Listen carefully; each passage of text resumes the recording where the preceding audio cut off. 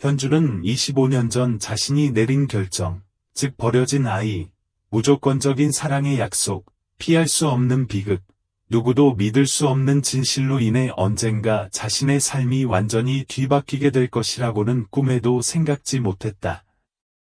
마지막에 무슨 일이 일어나면 할 말을 잃게 되므로 이야기에서 눈을 떼지 마십시오. 좋아요, 댓글, 구독도 잊지 마세요. 현주는 두근거리는 마음으로 서류철을 꽉 쥐고 입양기관 문 앞에 섰다. 그녀는 엄마가 될 기회를 위해 4년 동안 시스템과 싸우며 끝없는 서류 작업, 법적 절차, 인터뷰를 견뎌왔습니다. 그녀는 입양 사무관 소연이 기다리고 있는 작은 사무실로 들어갔다. 그 여자는 수년에 걸쳐 셀 수 없이 많이 만났습니다. 현주는 그녀의 눈빛에서 그녀가 듣게 될 내용이 쉽지 않을 것임을 알 수 있었다. 현주야, 내가 직접 해줄게. 생모의 요구는 알지? 자기 아들을 같은 종족에 맡기고 싶어 했다는 거야. 현주는 숨을 참았다.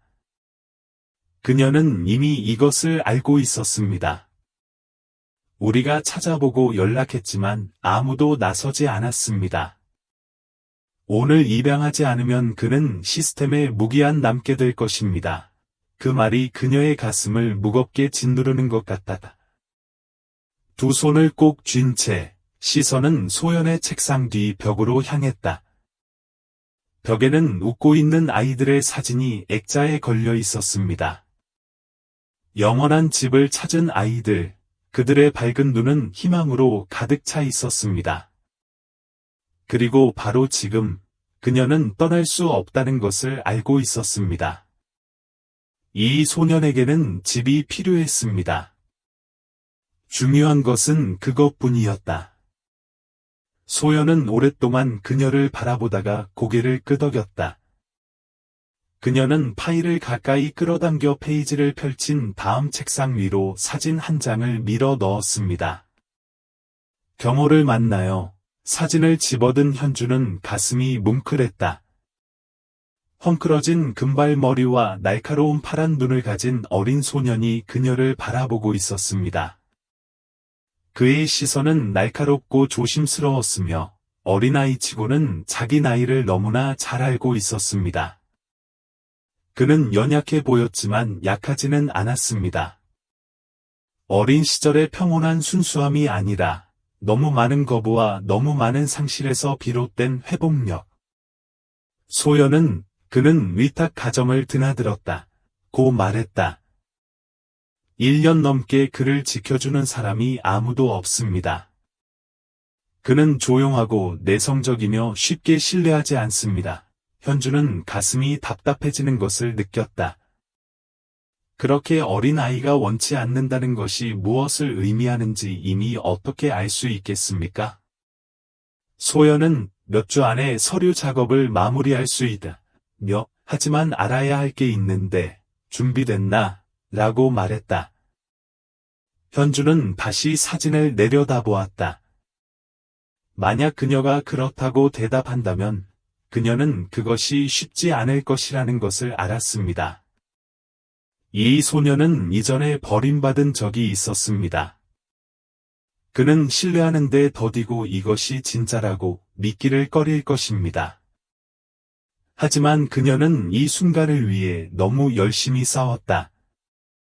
그녀는 이제 외면하지 않을 것입니다.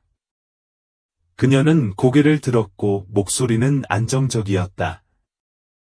나는 준비됐다. 2주 후, 현주는 심장이 쿵쾅거리며 작은 위탁 가정 밖에 서 있었습니다.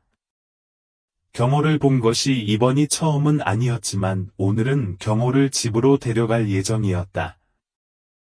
문이 열리자 친절한 얼굴의 여인, 즉 그의 양어머니가 그녀에게 미소를 지었습니다. 그는 안에 있어요. 들어오세요. 현주는 안으로 들어서서 그를 볼 때까지 방을 샅샅이 살펴보았다. 경호는 낡은 토끼 인형을 안고 복도에 서 있었다. 그의 작은 손가락이 그것을 꽉 쥐고 있었고 그의 몸은 긴장되어 있었고 그의 파란 눈은 잠시 동안 그녀를 향해 깜박이다가 시선을 돌렸다.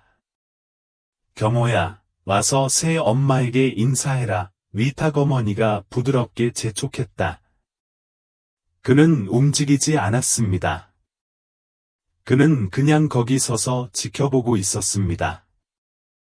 현주는 천천히 자신의 높이로 몸을 숙였다. 안녕하세요, 경호 씨. 그녀가 부드럽게 말했다. 고오. 그녀는 그가 즉시 그녀를 믿을 것이라고 기대하지 않았습니다. 그녀는 그보다 더 잘 알고 있었습니다. 대신 그녀는 웃으며 손을 내밀었다. 그는 머뭇거리며 그것을 바라보았다. 거부할 수도, 도망칠 수도, 한 발 더 나아갈 수도 있는 순간이었다. 세상이 숨을 참는 것 같다. 그러자 경호는 천천히 그녀에게 한 발짝 다가섰다. 그의 작은 손이 그녀의 손에 닿았다.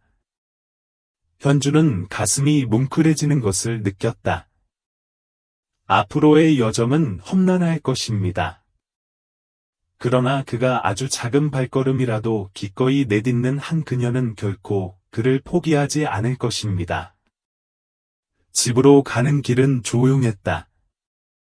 경호는 뒷좌석에 앉아 토끼 인형이 그를 꼼짝 못하게 만드는 유일한 존재인 것처럼 꼭 붙잡고 있었다.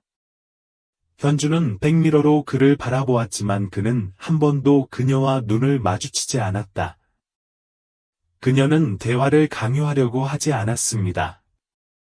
대신에 그녀는 그에게 필요한 공간을 제공하여 조용하게 안정되도록 했습니다. 그녀의 집에 도착했을 때 경호는 작은 몸이 뻣뻣해진 채 토끼를 꽉 붙잡고 문 앞에서 머뭇거렸다. 현주는 그의 옆에 웅크려 앉았다. 그녀의 목소리는 부드럽고 안심이 되었다. 이제 여기가 내 집이야. 그는 그녀를 올려다보았다. 그의 파란 눈은 그녀의 얼굴에서 그녀가 정의할 수 없는 무엇인가, 즉 두려움, 불확실성, 어쩌면 희망까지도 찾고 있었다. 그는 아무 말도 하지 않았지만 그녀가 다시 한번 손을 내밀자 그는 그것을 잡았습니다. 안에서 그녀는 그에게 주변을 보여주면서 그에게 새로운 환경을 처리할 시간을 주었습니다. 그의 침실은 단순하면서도 아늑한 느낌이었습니다. 부드러운 파란색 담요가 깔린 침대, 책이 늘어선 선반, 창가에 있는 작은 책상이 있었습니다. 그는 출입구에 서서 눈을 방 주위로 둘러본 후 천천히 안으로 들어섰다. 현주는 책장 위로 손가락을 짚어가며 동화책 한 권을 읽는 모습을 지켜보았다. 그녀는 걸어가서 그것을 꺼냈다. 오늘 밤에 제가 이 글을 읽어드릴까요? 그는 잠시 머뭇거리다가 거의 알아차릴 수 없을 만큼 고개를 끄덕였다. 그날 밤, 저녁 식사를 마친 현주는 경호를 침대에 눕히고 토끼 인형을 옆에 놓아두었다. 그녀는 책을 집어 읽기 시작했습니다.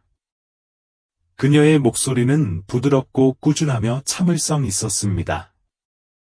그는 아무 말도 하지 않았지만 그녀는 그의 손가락이 담요 가장자리를 움켜쥐는 방식을 알아차렸습니다.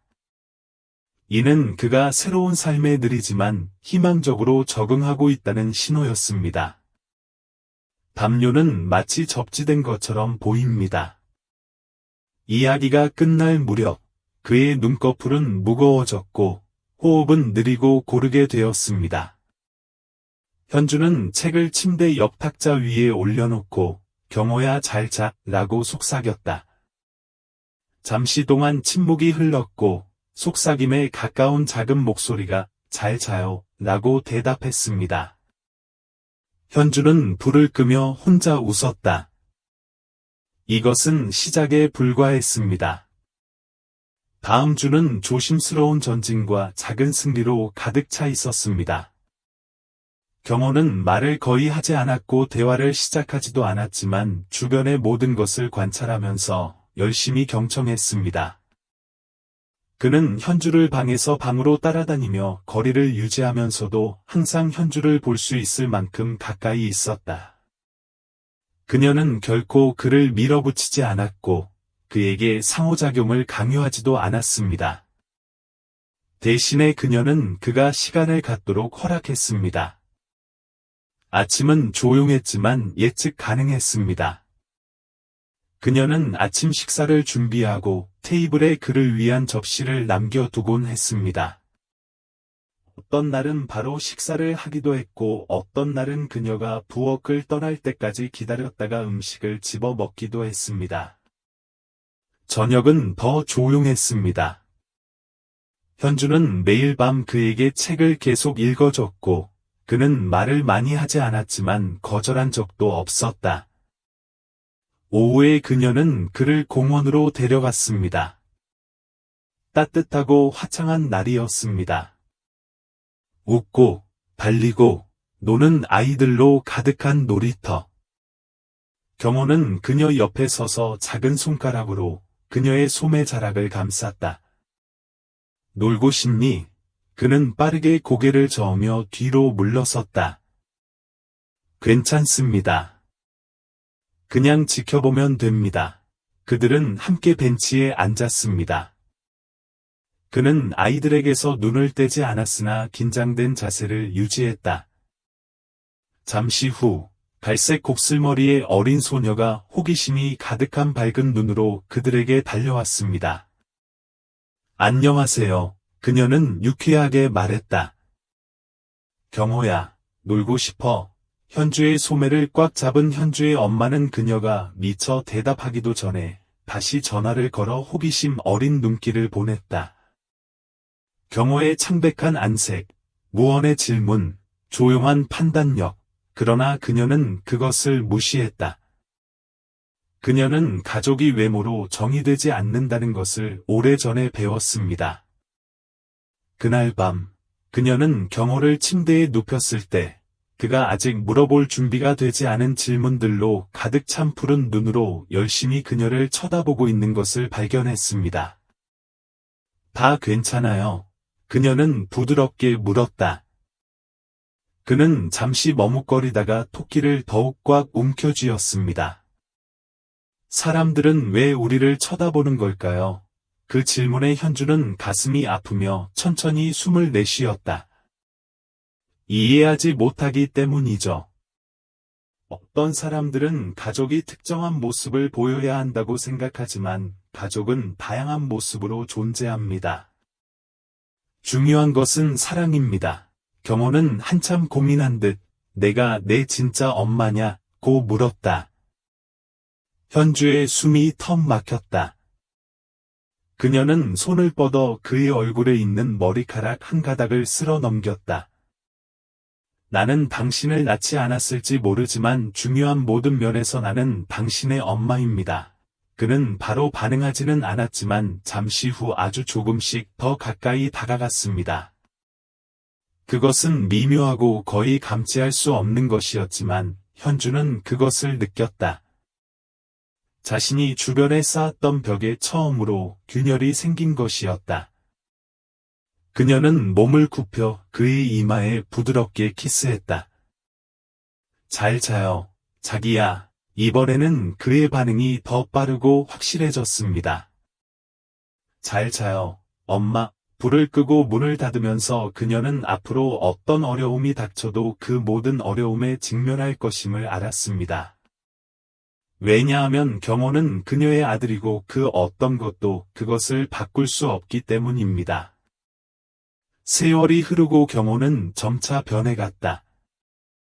그는 불안을 느낄 때마다 더 이상 구석으로 물러나거나 토끼 인형을 붙잡지 않았습니다. 대신 그는 마음을 열고 더 많은 말을 하기 시작했으며 가장 중요한 것은 그가 신뢰하기 시작했다는 것입니다. 현주는 결코 그에게 압력을 가하지 않았다. 그녀는 사랑은 강요될 수 없다는 것을 이해했습니다. 성장하는 데 시간이 필요했습니다. 매일 그녀는 그의 곁에서 인내심을 갖고 기다렸으며 그가 결코 혼자가 아니라는 것을 보여줄 준비가 되어 있었습니다.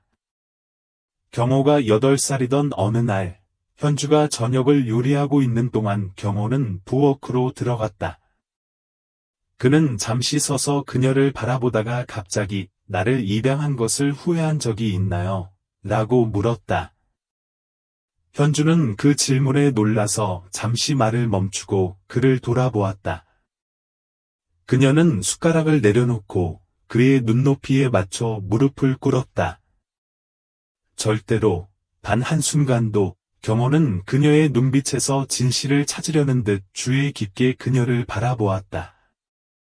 당신을 본 순간부터 나는 당신이 내 아들이라는 것을 알았습니다. 그 무엇도 그것을 바꾸지 못할 것입니다. 그는 잠시 침묵했다가 갑자기 앞으로 나서 그녀를 꼭 껴안았다.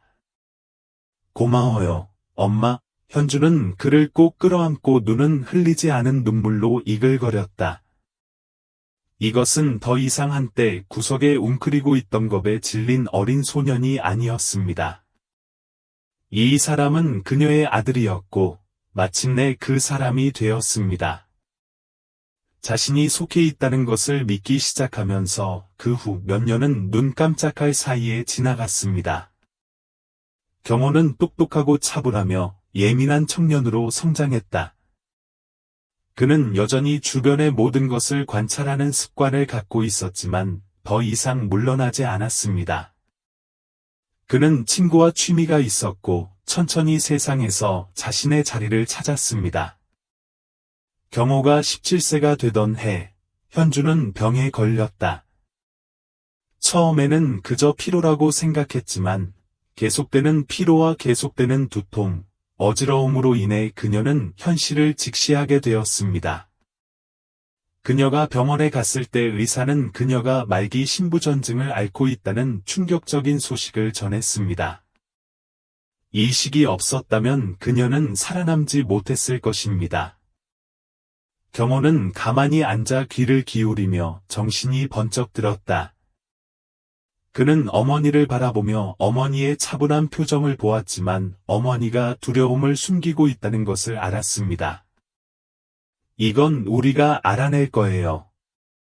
난 괜찮을 거예요. 그러나 그는 그녀의 말을 믿지 않았습니다. 다음날 그는 그녀에게 말하지 않고 검사를 받으러 갔다. 결과가 나왔을 때 그는 자신이 일치한다는 것을 알았습니다. 그날 밤, 그는 확고한 목소리로 그녀 앞에 앉았습니다. 내 신장을 당신에게 기증하겠습니다. 현주는 곧바로 고개를 저었다. 아니요, 그렇지 않습니다. 그렇게 하도록 놔두지 않겠습니다. 엄마에겐 선택의 여지가 없어요. 제가 당신을 구할 수 있어요. 난 이걸 하고 싶어요. 그녀는 아들을 바라보며 그의 눈에서 결의를 보았습니다. 그녀는 그의 마음이 변하지 않는다는 것을 알고 있었습니다. 경호는 더 이상 어린 소년이 아니었습니다. 그는 성장했고 이제 그녀가 항상 그를 보호했던 것처럼 그녀를 보호할 준비가 되었습니다.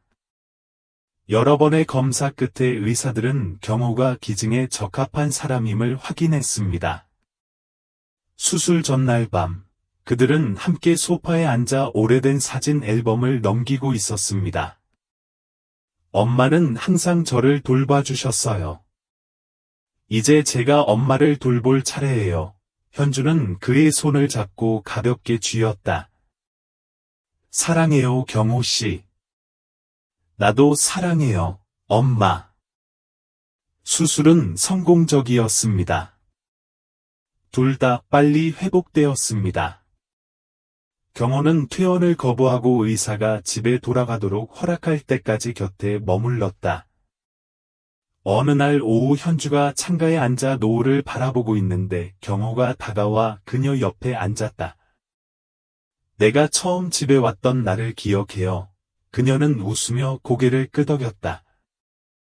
그날 나는 당신이 나를 결코 믿지 않을 것이라고 생각했지만 내 생각은 틀렸습니다. 경호는 잠시 침묵했다가 그땐 내가 날 떠날까봐 두려웠는데 이제는 그런 게 두렵지 않다고 부드럽게 말했다. 현주는 사랑이 가득한 눈으로 그를 바라보았다. 경호야, 난 절대 널 떠나지 않을 거야. 그들의 이야기는 완벽하지는 않았지만 사랑과 신뢰와 희생의 이야기였습니다. 가족은 단지 피해에 관한 것이 아닙니다. 가족은 어떤 어려움과 어려움에도 불구하고 서로를 지지하기로 선택한 사람들에 관한 것입니다. 이 이야기에 대해 어떻게 생각하시나요? 당신이 경호라면 당신을 키워준 사람을 위해 기꺼이 같은 일을 하시겠습니까? 가족은 단지 혈통이 아니라 사랑으로 정의된다는 것을 느낀 적이 있습니까? 댓글로 여러분의 생각을 공유해 보세요.